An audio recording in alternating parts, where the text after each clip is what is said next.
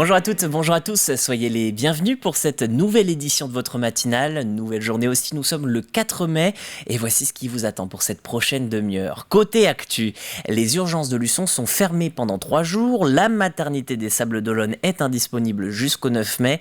Avec la mise en application de la loi Rist, les centres du département peinent à recruter des intérimaires. Colline Davy fera le point sur la situation.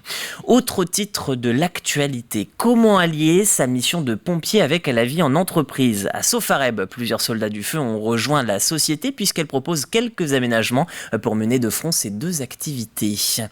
Enfin, nous vous présenterons un défi sportif pédalieux. Les membres d'une association ont rallié ce week-end l'île vendéenne depuis Saint-Hilaire en pédalo. Outre le pari courageux, des dons ont été récoltés pour une association. Côté chronique, dans votre Plus Info, retour sur un escape game proposé la semaine dernière. Sa particularité, son thème, puisque le jeu tourne autour des insectes pollinisateurs. À retrouver aussi l'extrait du jour. Catel Lejeune se rend dans l'entreprise de Véronique Sicard. Sicard, bien sûr, une marque de produits de boulangerie-pâtisserie bien connue dans le département. Enfin, pour la chronique presse, nous reviendrons sur la résidence d'Eliott Clark pour la seconde fois. Depuis quelques semaines, le journaliste a posé ses valises à Saint-Jean-de-Mont pour proposer des ateliers aux jeunes et moins jeunes autour de la fabrique de l'info. Parmi les questions de ce matin, retour sur la manière dont les personnes participant à ces ateliers s'informent. Et puis, petit rappel, côté invité, quelques questions cette fois à Emmanuel Villot, l'ancien premier édile de Venanceau, est aujourd'hui vice-président de l'association vendéenne des anciens maires. Aura lieu aujourd'hui l'assemblée générale à Esnet dans quelques minutes. Alors il était avec nous ce matin et nous avons bien discuté tout simplement des missions de cette association et comment Emmanuel Villot juge l'évolution de cette fonction. Si cette interview vous intéresse, vous pouvez la retrouver sur tvvendée.fr. Mais avant de développer le reste de cette actualité, on va parler de météo. Dans le ciel, une belle journée vous attend, une nouvelle fois dans le département. Le temps sera tout de même plus agréable sur la côte avec ce matin 15 degrés, 16 voire 17 en moyenne dans les terres, mais quelques gouttes pourraient se mêler aux nuages. Dans l'après-midi, les rares averses devraient s'estomper. Par contre, le mercure va continuer sa progression. 19 degrés en moyenne dans les terres avec une maximale de 20 degrés à Fontenay-le-Comte. Au bord de l'eau, 17 sur la façade atlantique, mais une minimale de 16 à Noirmoutier en Lille. Restons sur la plage avec les marées du jour. En milieu de matinée, marée basse à 10h46. L'eau va ensuite remonter jusqu'à 16h45. Seconde marée basse 23h. Pour vos coefficients du jour 78 et 82. Le pic est attendu ce week-end. Toutes les marées hautes de samedi et dimanche vont afficher 90. Allez, on prend la direction cette fois des étals vendéens. Il y a beaucoup de rendez-vous. Alors, on va pas tous les citer forcément, mais Saint-Gilles-Croix-de-Vie, Bretignolles-sur-Mer, les Sables d'Olonne, par exemple, sur la côte, puisqu'on parlait des marais. Mais pour rester un peu plus dans les terres, il y a aussi Chantonnay, Saint-Mémin, Pouzeau, Génuson. Et puis, il y a aussi Saint-Philbert-de-Bouenne. Alors, ce marché, petite particularité, il est l'après-midi de 16h à 19h avec de très nombreux étals ouverts place des Halles. Vous pourrez retrouver des fruits et légumes, des poissons, du fromage et puis il y a aussi de la charcuterie. Bref, tout ce qu'il faut pour remplir le frigo ou préparer l'apéro. Et maintenant qu'on a dit tout ça, on va pouvoir souhaiter une bonne fête aux Sylvains et se tourner vers l'actu. C'est tout de suite en TV Vendée.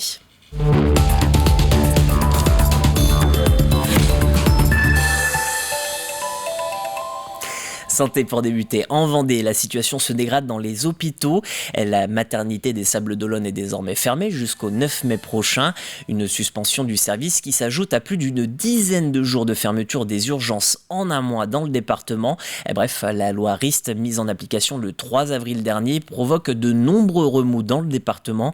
Pour tout comprendre, Colline Davy vous explique la situation. La loi Rist fait ses premiers dégâts en Vendée. Pour rappel, celle-ci prévoit un plafond de rémunération à 1 390 € par 24 heures. Problème, certains médecins remplaçants refusent dans l'immédiat cette situation. Les conséquences deviennent concrètes. Cette semaine, 2 annonces. La première, la fermeture du service des urgences de Luçon entre 18h et 8h30 du 3 au 5 mai. Et la deuxième, celle de la maternité des Sables d'Olonne jusqu'au 9 mai prochain. Une situation qui n'est pas nouvelle mais de plus en plus fréquente pour devenir presque hebdomadaire. Ce sont les mots du représentant du collectif Patients sans médecin.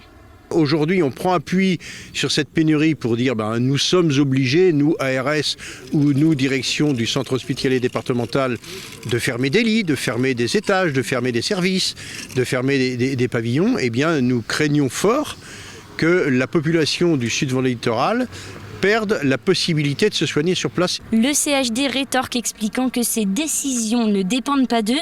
La direction affirme faire le maximum pour garder ses médecins remplaçants. Il y a des négociations qui aboutissent.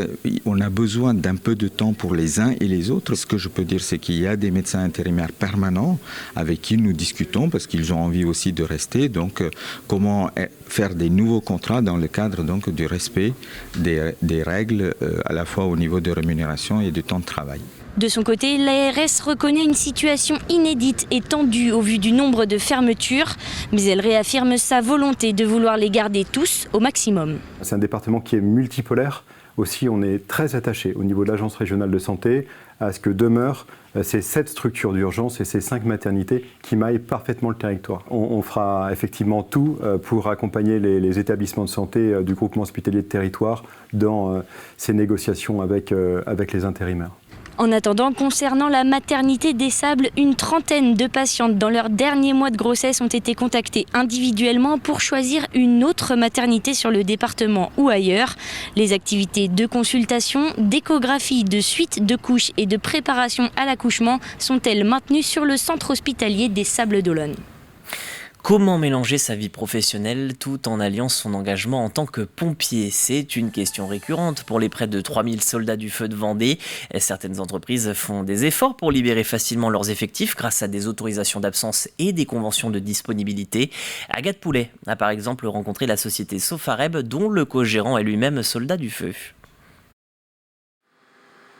Parmi les 40 salariés de cette entreprise de fabrication de bâches, 4 ont la particularité d'être sapeurs-pompiers volontaires. Chacun trouve son équilibre dans cette organisation.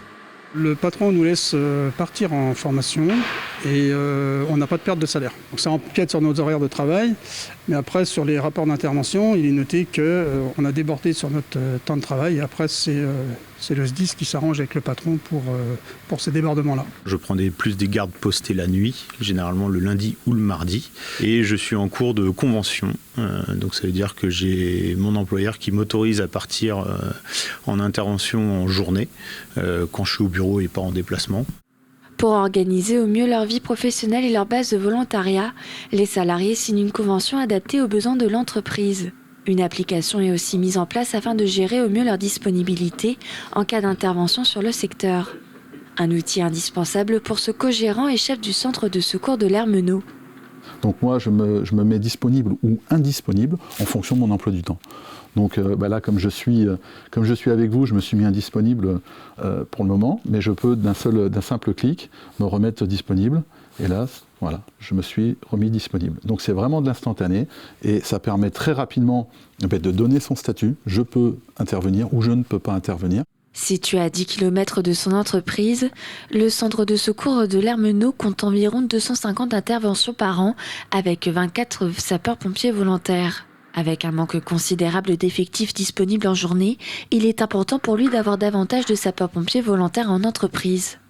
On arrive à assurer, on va dire, une ambulance, parce qu'il faut être 3 pour assurer une ambulance. Par contre, quand c'est un incendie, ça devient beaucoup plus compliqué. A besoin de ces pompiers, a besoin d'avoir des possibilités de secours rapides.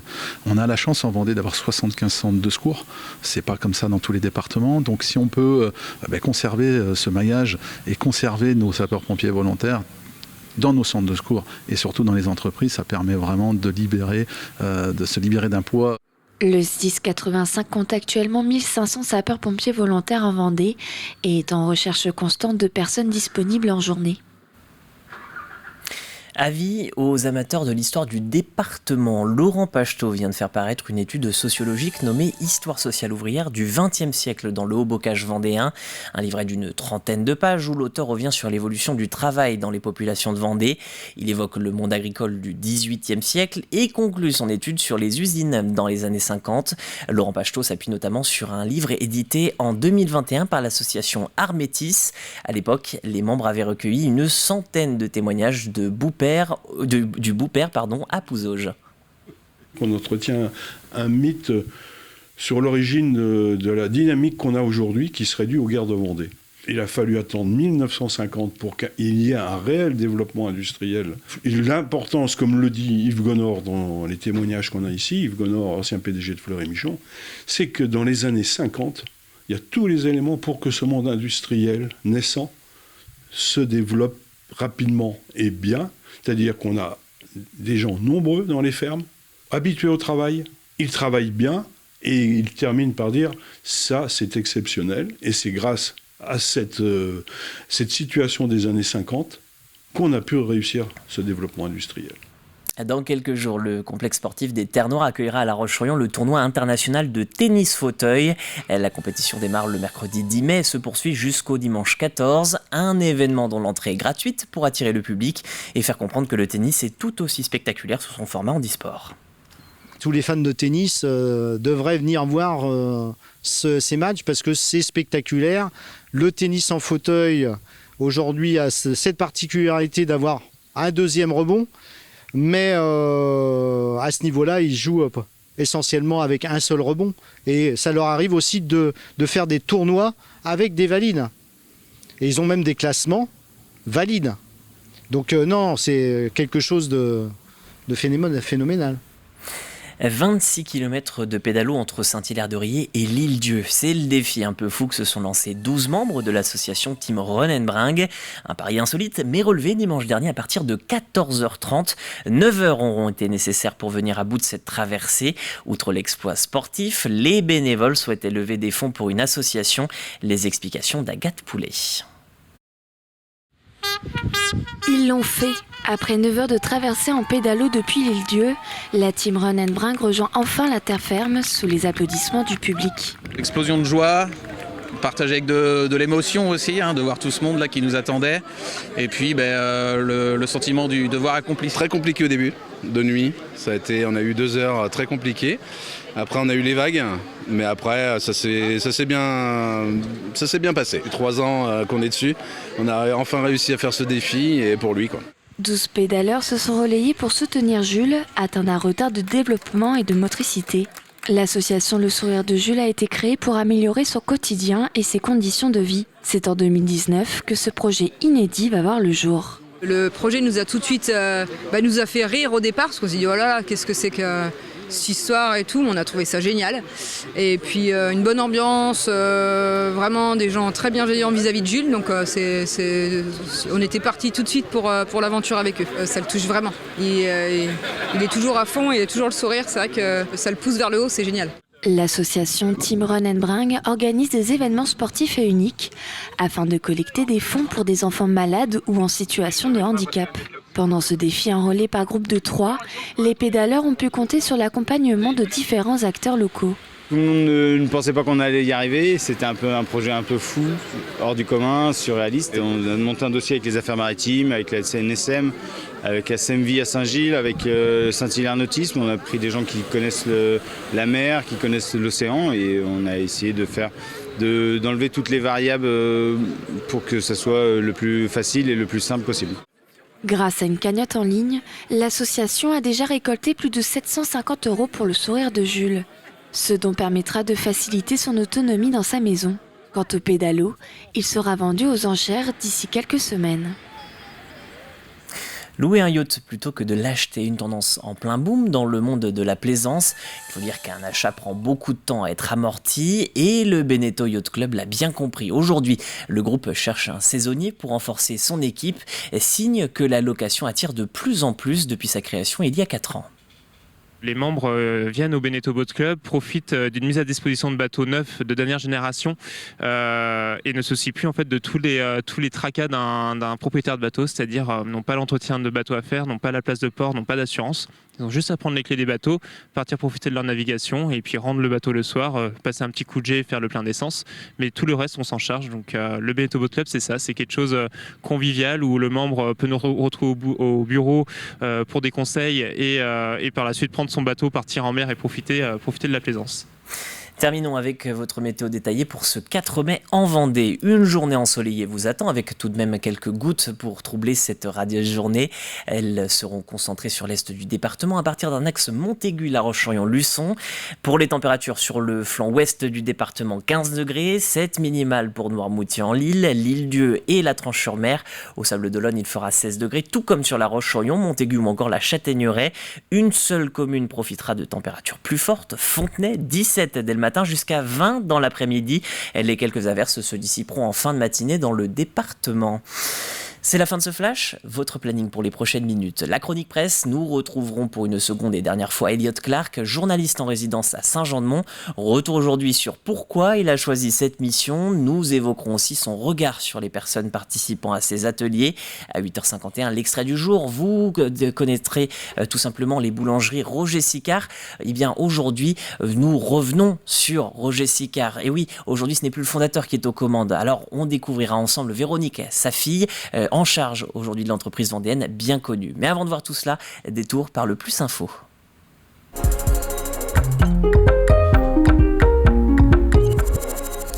À la maison des Pyramides de la Roche-sur-Yon, un escape game original a vu le jour la semaine dernière.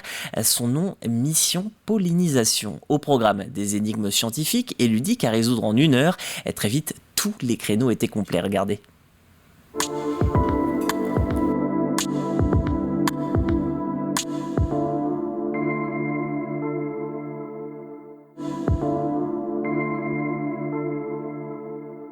C'est de chercher des réponses à un problème de pollinisateurs. Les gens sont en vacances à la campagne et il se trouve qu'ils sont hébergés par un maraîcher qui a des problèmes pour polliniser ses cultures. Et comme ils sont en vacances, ils ont le temps, donc ils décident de chercher des solutions et ils vont voir une naturaliste qui habite dans une cabane au fond de la forêt et ils vont chercher des informations dans la cabane de cette naturaliste. C'est une des problématiques environnementales, donc on veut sensibiliser les gens à ça, leur parler des pollinisateurs sauvages, parce qu'on parle souvent des abeilles domestiques qu'on met dans les ruches, mais c'est vraiment une toute petite partie des pollinisateurs. Donc c'est montrer aussi aux gens qu'il existe d'autres pollinisateurs qui ont des problématiques particulières. Donc les gens n'ont pas forcément la conscience de cette grande diversité, donc c'est aussi d'ouvrir à tout ça. Ça dure 1 heure, il y a 5-10 minutes d'accueil au début et puis après il y a 20 minutes de débrief à la fin pour justement discuter de ce qu'ils ont découvert parce que quand ils sont dans le jeu, ils ne sont pas forcément attentifs à toutes les informations. Donc après, on a vraiment 20 minutes de débrief pour bien expliquer la problématique, les solutions, etc.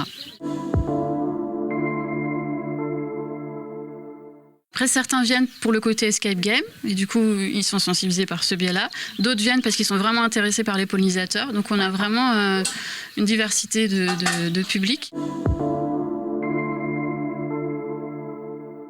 C'est un jeu qui a été créé il y a plusieurs années déjà, grâce à la région Pays de la Loire, qui la met à disposition de qui veut en fait en Pays de la Loire. Donc là, on l'a fait venir à La Roche dans le cadre d'un projet qui s'appelle Mon quartier espace de biodiversité, avec laquelle on travaille avec la Ligue de l'enseignement et la Ligue pour la protection des oiseaux. C'est pour les habitants des quartiers prioritaires de la ville, politique de la ville, donc Jean Yol, Pyramide, Pont-Morino, Zola, Liberté et Vallée Verte. Le but, c'est de les accompagner à faire des projets autour de la biodiversité dans leur quartier et on leur propose en parallèle des animations pour pouvoir contacter les habitants qui seraient intéressés et puis les amener après à s'investir dans des projets dont ils auraient envie. Alors, Terre des Sciences, c'est une association plutôt régionale, c'est un centre de culture scientifique, technique et industrielle. La base est à Angers, moi je suis sur La Roche et je travaille sur toute la Vendée.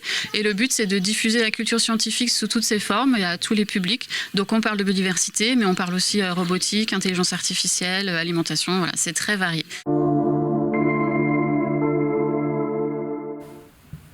Vous l'avez entendu, un escape game dans le cadre du dispositif Mon quartier espace de biodiversité. Si vous souhaitez en savoir plus, rendez-vous sur tvvendée.fr, rubrique Actu.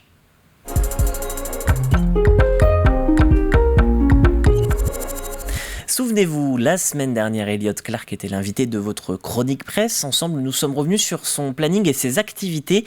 Pendant 3 mois, ce journaliste professionnel propose des enregistrements de podcasts, des journaux télévisés, afin de vulgariser le métier auprès du grand public. Aujourd'hui, nous revenons entre autres sur pourquoi il a choisi cette mission de résidence.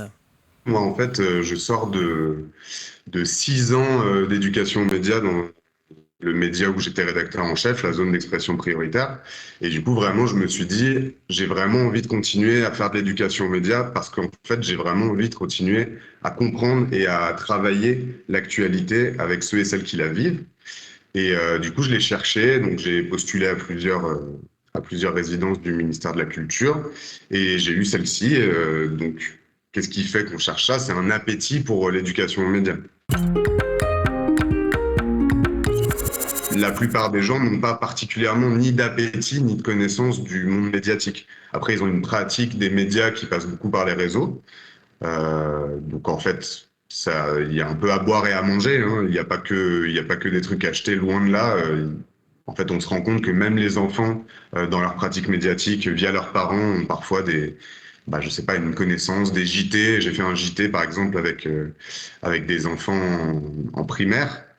Ils comprennent tout à fait les codes du journalisme, du présentateur ou de la présentatrice télé, comment on fait un reportage, ce qu'il faut filmer. Ils ont quelques codes déjà qui viennent de leur pratique des réseaux, mais aussi de la pratique médiatique de leurs parents. Donc, je ne dirais pas qu'ils sont sensibles à ça, mais en tout cas, ils ont quelques cordes à leur arc. Des podcasts, de la vidéo, j'essaie vraiment de faire du multimédia avec les plus jeunes.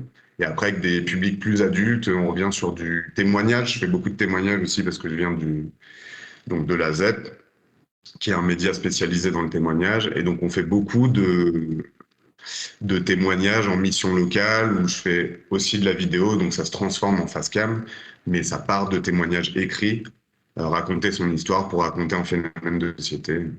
Voilà, ça, c'est varié. C'est vraiment de la co-construction journalistique. À chaque fois que je vais monter un atelier, que ce soit avec des enfants ou des personnes âgées, je vais leur dire, en fait, je ne vais pas vous apprendre le journalisme, on va faire du journalisme ensemble. Et c'est vraiment très différent, quoi. On appelle ça éducation aux médias, mais c'est plus journalisme populaire. Je ne sais pas trop comment le définir exactement, mais voilà, c'est de la co-construction journalistique. Donc évidemment, j'en apprends autant que les personnes avec qui je vais faire ça. Et pour rappel, comme le dit très bien Elliot Clark, il connaît ses missions de vulgarisation et de participation citoyenne par cœur pour avoir travaillé 8 ans sur la notion.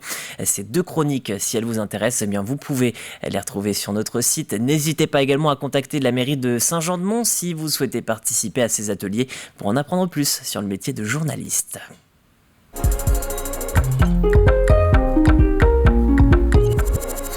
Après des vacances bien méritées, le Mageco est de retour avec un tout nouveau numéro consacré à Véronique Sicard. Depuis 1967, l'entreprise de ses parents, Roger et Monique Sicard, vend des pâtisseries comme des petits pains. Il y a quelques années, Véronique a repris l'entreprise familiale. Elle est au cœur du Mageco de cette semaine. J'aime à dire que je suis une commerçante. Oui. Voilà, parce que j'étais enfant très jeune quand on est... Je vous l'ai dit, voilà, enfant de commerçant, dès l'âge de 10-12 ans, on se retrouve derrière un comptoir. Et ce plaisir, cette rencontre au quotidien avec les clients, moi c'est quelque chose qui m'anime. J'aime beaucoup cette relation-là. Mm-hmm. Et ça avait du sens effectivement de continuer sur la partie marketing qui est justement l'étude et la compréhension, je dirais un petit peu des attentes consommateurs. Mmh. Donc une entreprise familiale mais auquel tu as apporté ta patte depuis que tu es dans l'entreprise. Alors qu'est-ce que tu as voulu transmettre depuis que tu es à la direction? Est-ce que tu as voulu donner un nouveau souffle à cette entreprise? Qu'est-ce que tu as voulu garder? Alors en 30 ans, il y a eu quand même, on va dire, plusieurs époques. Quand je suis rentrée, comme mon père est quelqu'un qui a une valeur travail très forte, j'ai commencé en bas, comme tout le monde. Ah, d'accord. Malgré mes études, j'avais fait un bac plus 4 en marketing. Il m'a dit, tu veux travailler? Ok, très bien. Tu commences au SMIG et tu commences en bas. Ok, c'était important pour lui que tu passes à chaque étape. Bien que tous les étés, j'ai travaillé à tous les postes. Hein. Je suis passée en production, je suis passée en vente, dans les bureaux. Enfin, je connaissais déjà tous les postes. Mais il m'a dit, tu commences en bas. Donc, il y a eu plusieurs époques. Et c'est en 2013, précisément, que j'ai pris la présidence du groupe Sicard. Mm-hmm. Parce que là, effectivement, mes parents souhaitaient se mettre un petit peu plus en retrait. Et il fallait aussi porter un nouveau projet. En 2013, c'était le projet de cette nouvelle usine, cette nouvelle ambition, entre guillemets, pour le groupe Sicard, de vouloir se positionner sur un produit vendéen autre que la brioche, qui était le Préfou. Ouais. Voilà. Donc ça, c'était vraiment une nouvelle orientation qu'il fallait donner à l'entreprise, et tout en gardant évidemment la brioche célèbre et bien reconnue et appréciée des Vendéens. Voilà pour cet extrait. Vous pouvez le retrouver dans quelques instants, juste après la matinale. Mais elle n'est pas tout à fait finie, cette matinale. On va pouvoir passer tout de suite au jeu sur TV Vendée.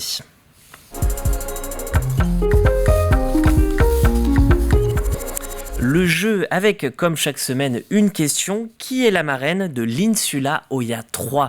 Si vous avez la réponse, vous vous connectez sur tvvendée.fr dans la rubrique Jouer et vous inscrivez vos coordonnées pour tenter de remporter des places pour la compagnie vendéenne. La compagnie vendéenne qui vous permettra d'aller jusqu'à l'Île-Dieu pour découvrir tout simplement cette belle île. Si vous n'avez jamais eu l'occasion d'y aller, c'est le moment ou jamais de participer avec nous. Sachez que comme chaque jour, vous avez le droit à un indice. Son QG s'appelait À l'abri des coups de mer. Donc voilà, si vous avez la réponse à qui est la marraine de l'Insula Oya 3, vous savez ce que vous devez faire, tout simplement jouer avec nous sur TV Vendée. Et d'ailleurs, cette matinale, ça y est, elle touche enfin à sa fin. En tout cas, on se retrouve bientôt sur l'antenne. Demain à 7h, vous aurez rendez-vous avec Caroline Tronche. Je vous souhaite une très bonne journée sur TV Vendée.